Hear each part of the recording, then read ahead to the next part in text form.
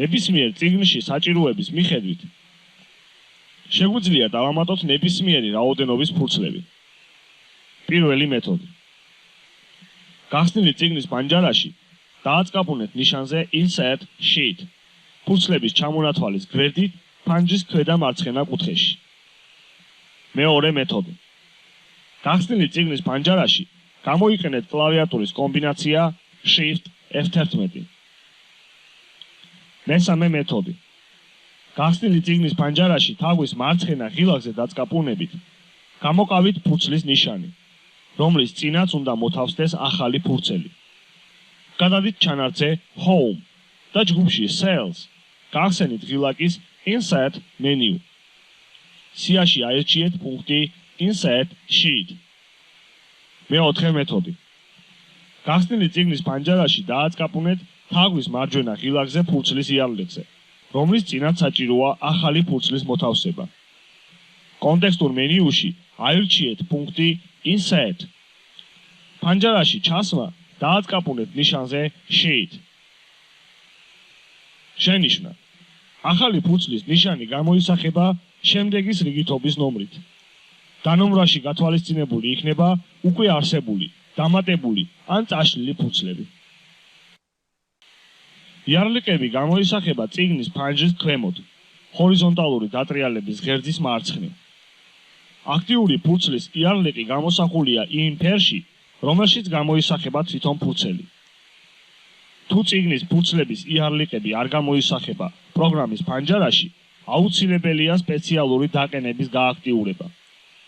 გახსნილი ფანჯრის მარცხენა ზედა კუთხეში დააწყაპუნეთ ოფისის ღილაკზე.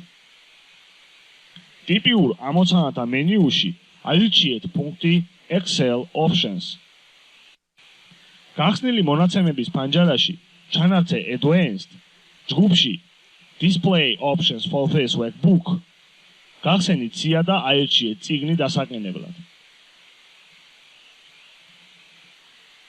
გააქტიურეთ პუნქტი Show Sheet Tabs. დახურეთ პანჯარა ღილაკზე OK დაწყაპუნებით. პირველი მეთოდი. გახსნილი წიგნის პანჯარაში დააწყაპუნეთ თაგვის მარჯვენა ღილაკზე საჭირო ფურცლის იარლიკზე. კონტექსტურ მენიუში მიიტანეთ კურსორი პუნქტზე Tab Color. ფერთა პალიტრაში ან სტანდარტულ ფერებში აირჩიეთ საჭირო ფერი.